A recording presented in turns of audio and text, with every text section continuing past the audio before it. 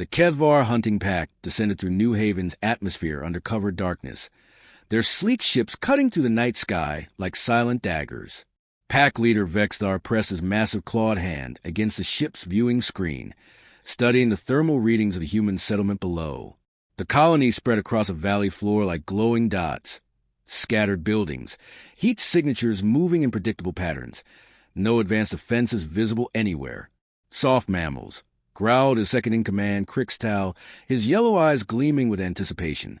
2 arms, 2 legs, no natural weapons. This will be over by sunrise. The massive alien flexed his razor-sharp claws, each one capable of slicing through reinforced steel like paper. Vexthar nodded with satisfaction. These 8-foot predators had perfected their deadly craft across more than 100 worlds, leaving behind nothing but empty settlements and scattered bones. Their chameleonic skin could render them nearly invisible against any background, shifting colors and patterns faster than most prey could blink.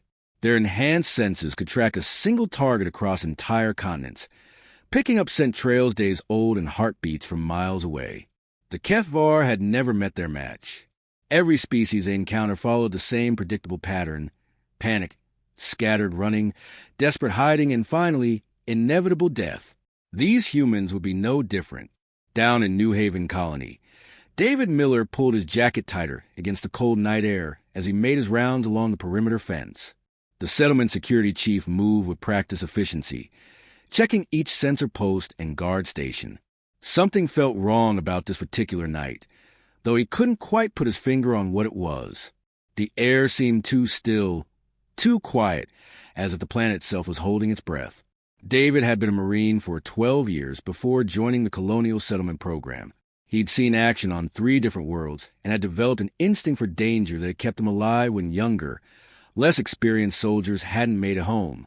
Tonight, that same instinct was screaming warnings at him, but the sensors showed nothing unusual. The colony was home to nearly 200 families who had traveled across the galaxy looking for a fresh start. They were farmers, engineers, teachers, and shop owners.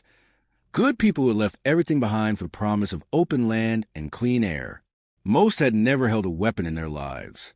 As David continued his patrol, he thought about his own family sleeping safely in their small house near the colony center. His wife, Beth, was probably reading late into night as usual, while their twin boys would be fast asleep after another day of exploring their new world.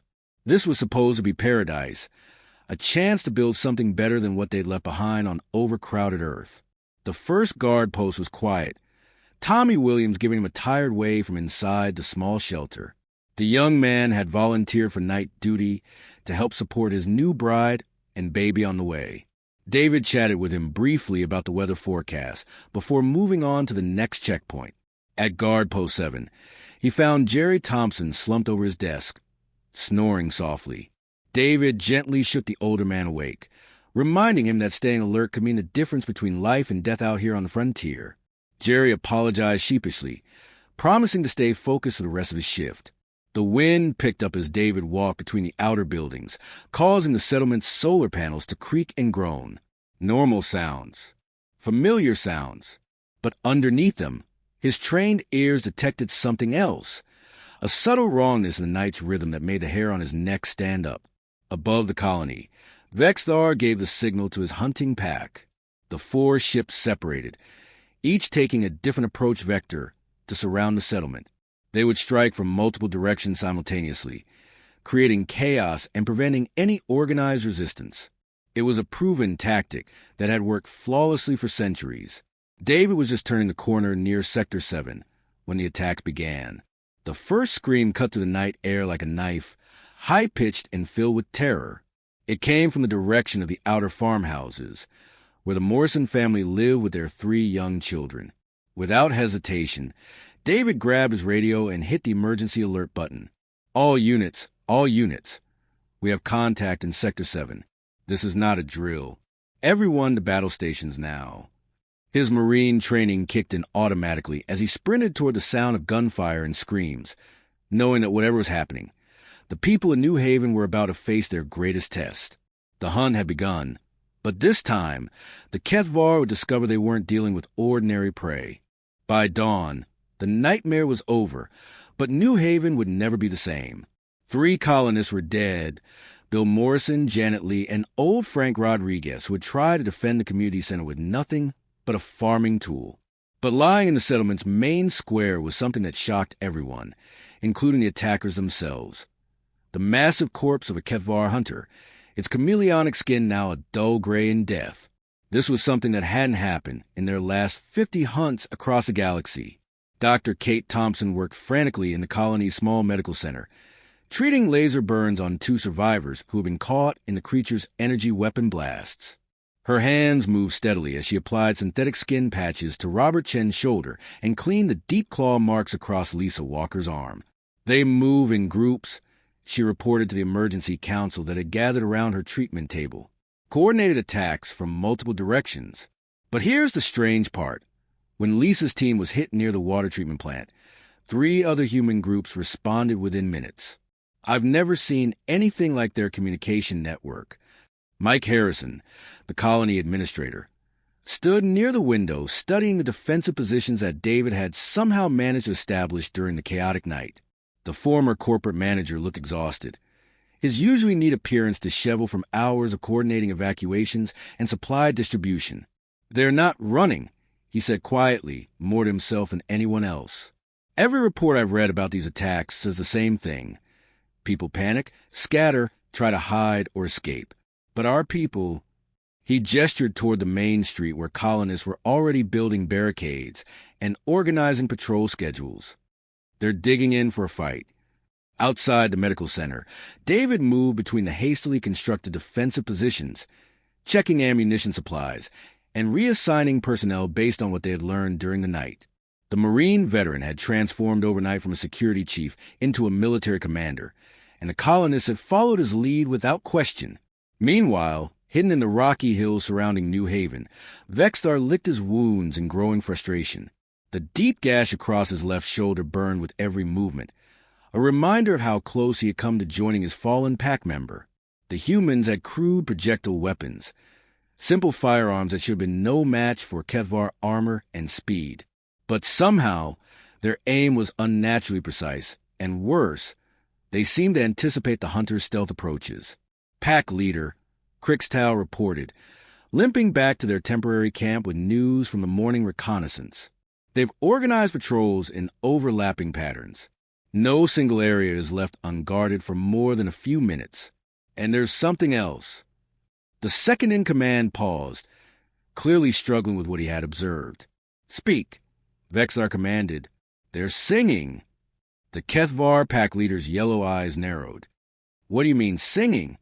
"Work songs, military marches, children's rhymes. Anything to maintain contact between groups. Each patrol has its own song, and they keep rotating who leads the verses. If the singing stops from any sector, everyone knows that group is under attack." This was unprecedented. The humans had indeed begun this strange practice just after sunrise, when David realized that their normal radio communications could be jammed or intercepted. Nancy Foster, a former elementary school teacher, had suggested using songs she remembered from her childhood. Within an hour, the entire settlement was participating in a complex musical communication network that was completely foreign to the Kethvar's understanding of prey behavior.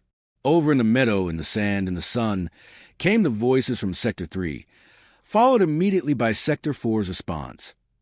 Lived an old mother turtle and her little turtle one. When Sector 5 picked up the next verse, everyone knew the patrol routes were secure. But when Jerry Thompson's group missed their cue near the eastern perimeter, 40 armed colonists converged on their position within 3 minutes, finding Jerry unconscious but alive after fighting off a lone Kethvar scout. Back in the settlement, Kate finished treating the last of the wounded and joined Mike and David for their morning strategy session. The coffee was bitter. Their supply shipment wasn't due for another 2 months, but nobody complained. They had bigger problems to worry about. "How many more of those things are out there?" Mike asked, studying the alien corpse that had been dragged to the edge of town. David checked his notes from the night's encounters. "Based on the attack patterns, I'd estimate at least 10 more, maybe 15. They're big, fast, and smart. But they made one critical mistake last night." "What's that?" Kate asked. "They expected us to act like prey, David replied, his voice grim but determined. They don't understand that humans have been persistent hunters for thousands of years. We might not be the strongest or fastest predators on any world, but we're the ones who never give up. As if to prove his point, the morning song rotation continued without interruption, 200 human voices creating an unbreakable web of communication that the alien hunters had no idea how to penetrate. Week 2 changed everything, and the transformation wasn't what anyone expected. The humans hadn't built walls or dug underground bunkers like most species would have done when facing superior predators. Instead, New Haven had become something far more dangerous, a living, breathing trap that adapted to every move the Kethvar made. David gathered his expanded security team around the colony's main communications hub, a converted storage building that now served as their war room. Maps covered every wall, marked with colored pins showing attack patterns, sighting locations, and defensive positions. But the real innovation lay in the improvised technology scattered across the tables. Motion sensors made from farming equipment. David explained, holding up a device that looked like it had been assembled from tractor parts and computer components. Tom rigged them yesterday using irrigation sensors and some old mining scanners we found in storage. They can detect movement patterns specific to our alien friends. 8-foot bipeds moving in hunting formation. Tom Bradley, the colony's former auto mechanic turned electronics wizard, grinned proudly as he demonstrated the device. The beauty is they're completely passive. No energy signature for the aliens to detect, but they send us a signal whenever something big moves through our perimeter zones. But the real breakthrough had come from Amy Roberts, the settlement's engineer, who had previously worked on spacecraft environmental systems. She stood beside a jury-rigged thermal imaging array that looked like a satellite dish had been crossed with a greenhouse heating system. Their camouflage is impressive, Amy explained to the defensive counsel, pointing to footage she'd captured of a Kethvar scout moving to the colony's outer farmland. Their skin can match visual patterns perfectly, colors, textures, even basic shapes. But it doesn't work against thermal imaging. They're warm-blooded, and they can't hide their body heat. The display showed a ghostly white figure moving through what appeared to be empty terrain. They're ambush predators, she continued, her voice growing more confident as she explained her discoveries. Everything about their biology and tactics is built around surprise attacks and overwhelming force. But we're persistence hunters. We don't need to be faster or stronger. We just need to never stop, never give up, and always keep learning. This fundamental difference in hunting philosophy had become the key to human survival.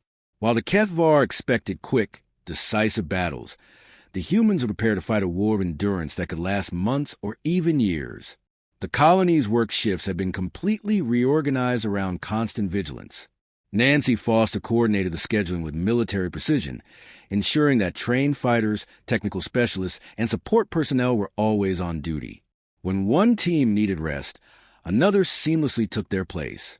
The Singing Network had evolved into a sophisticated communication system with backup protocols and coded messages that even the most intelligent aliens couldn't decipher. Third Watch reports movement in Sector 12, called out Pete Wilson from the communications desk.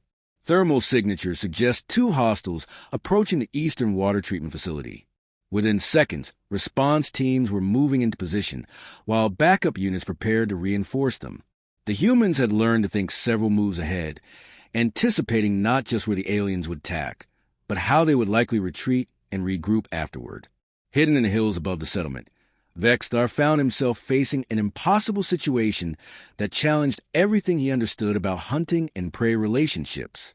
His pack had been reduced to just 6 members after 2 more had been lost to human traps and coordinated counterattacks. The hunters were exhausted, hungry, and increasingly demoralized. Pack leader Crickstyle approached cautiously, knowing that Vextar's mood had grown increasingly volatile as the hunt dragged on. The humans are working in shifts again. When our scouts observed their western perimeter for 16 straight hours, they counted 4 complete rotations of guards, each group fresh and alert. Vextar snarled in frustration, his claws digging furrows in the rocky ground. The Kethvar needed rest between hunts. They were designed for short, intense bursts of predatory activity followed by periods of recovery. But these humans seemed capable of maintaining constant vigilance indefinitely. Every time the Kethvar tried a new approach, the humans adapted within hours. When the pack attempted night raids, motion sensors detected them before they could get close. When they tried daylight attacks, thermal imaging spotted them through their camouflage. When they focused on isolated targets, coordinated response teams arrived before they could complete their kills. They learned from every encounter. Vexstar snarled to his depleted pack during their latest strategy session, and they share that knowledge instantly across their entire population. What one human discovers, they all know within minutes. This collective learning process was completely alien to the Kethvar's solitary hunting culture. Among his people, knowledge was hoarded. Techniques were kept secret to maintain individual advantage within the pack hierarchy. But humans freely shared information, building on each other's discoveries to create solutions that no single individual could have developed alone. The most frustrating part was that the humans weren't just surviving, they were thriving. Their community had grown stronger under pressure, their technology had improved dramatically, and their tactical coordination had reached levels that rivaled military units Vexstar had encountered on other worlds. For the first time in his centuries of hunting, the pack leader began to wonder if they had chosen prey that might actually be more dangerous than predators. By week 3, the impossible had become reality. 5 Kethvar remained from the original pack of 12, while the human settlement had lost 8 brave souls to the ongoing conflict. But something remarkable was happening that defied every rule of predator and prey relationships that Vexstar had ever known. The humans weren't breaking down under pressure. Instead, their resolve had only hardened, like metal forged in fire. Jake Peters crouched in his hidden observation post among the rocky outcroppings north of New Haven, adjusting the improvised binoculars that Amy Roberts had modified with thermal imaging capabilities. The former park ranger had volunteered for the dangerous job of tracking alien movement patterns, spending days at a time in camouflage positions that would make a military sniper proud. "They're trying to wait us out now," he reported over the secure radio network that Tom Bradley had established using salvage equipment from 3 different spacecraft. "Staying at range, testing our defenses with quick probes, then pulling back before we can respond in force." The change in Kethvar tactics was obvious to everyone in the settlement. The aliens had abandoned their aggressive hunting strategies in favor of a siege mentality, hoping that hunger, fear, and exhaustion would eventually break human resistance. It was exactly the kind of approach that had worked against countless other species across the galaxy. But the humans didn't weaken with time. They grew stronger in ways that seemed to defy logic. Their weapons improved daily through constant innovation and battlefield testing. What had started as simple hunting rifles and farming tools had evolved into sophisticated defense systems. Jerry Thompson, a retired machinist, had figured out how to modify their ammunition for better penetration against alien armor. Linda Foster, who had taught high school chemistry, was producing explosive devices from fertilizer and household chemicals that could stop a charging Kethvar in its tracks. The workshop behind the colony's main hall had become a 24-hour operation where dozens of people contributed ideas, materials, and labor to create solutions their attackers had never encountered before. Children who should have been playing were instead running messages between workstations, while elderly colonists who could barely walk were sitting at assembly tables putting together motion detectors and communication relays. Their tactics evolved just as rapidly. David had organized the defense into overlapping zones of responsibility, where each team knew exactly how to support the others during an attack. The singing network had expanded into a complex system of coded messages that could coordinate responses across the entire settlement without revealing tactical information to listening aliens. But most unsettling to the Kethvar observers was that the humans showed no signs of losing morale.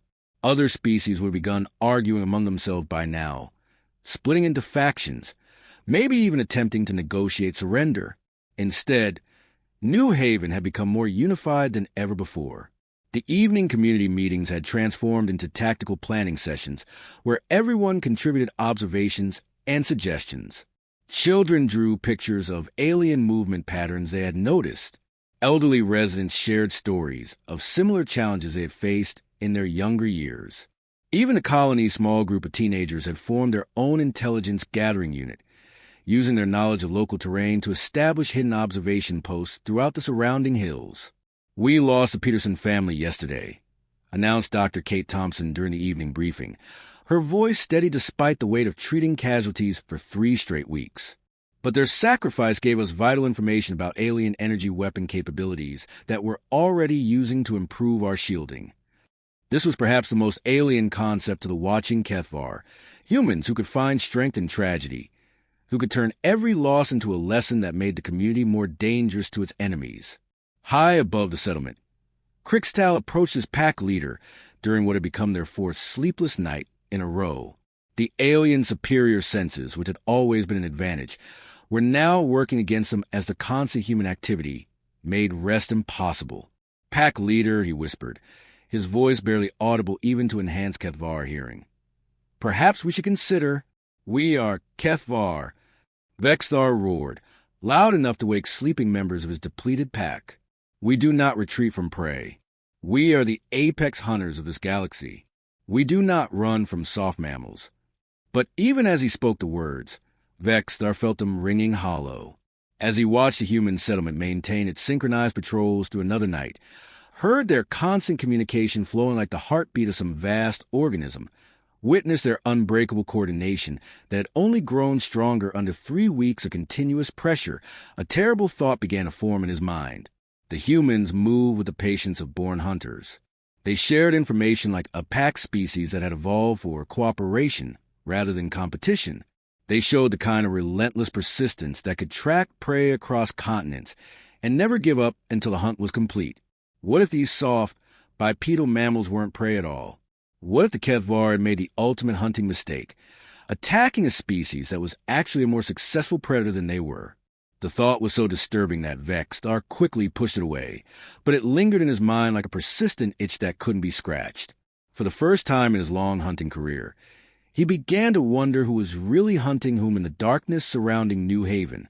The final confrontation came on a gray morning, when fog rolled across New Haven's valley like a shroud. Vexthar emerged from the hills alone, his massive form visible even through the mist as he approached the settlement's main gate. The 8-foot alien predator carried no weapons, his razor claws retracted, but his yellow eyes burned with the desperate pride of a hunter who had never known defeat. "I challenge your pack leader," he called out in heavily accented human speech, his voice carrying across the entire settlement. "Single combat. Hunter against hunter. No weapons, no tricks, no interference from your pack." David Miller stepped forward from the defensive line, removing his sidearm and handing it to Tom Bradley. The former Marine had aged visibly during the 3-week siege, his face lined with exhaustion and stress, but his eyes remained steady and determined. Around him, nearly 200 colonists gathered in silence, forming a wide circle that would serve as their fighting ground. "Just you and me, then," David said simply, rolling up his sleeves. "Fair enough." What followed was 6 hours of the most brutal combat that anyone in New Haven had ever witnessed. Vexthar was everything the humans had expected. Faster than any earthly predator, stronger than 3 men combined, armed by nature with claws that could slice through steel and muscles that could crush bone. His first charge nearly ended the fight immediately, razor talons missing David's throat by mere inches as the human threw himself sideways into a combat roll that would have made his old drill sergeant proud. But David had advantages that the alien hunter couldn't see. 20 years of military training had taught him how to fall, how to absorb punishment, how to keep moving when everything in his body screamed for rest. More importantly, David understood something about persistence that went deeper than any military manual. The first hour was pure survival. David dodged, weaved, and rolled away from attacks that would have killed him instantly. Vexthar's claws left deep gouges in the packed earth where David had been standing just moments before. The crowd gasped as a human took a glancing blow across his shoulder, blood soaking through his shirt. But he kept moving, kept fighting, never allowing the alien to land a decisive strike.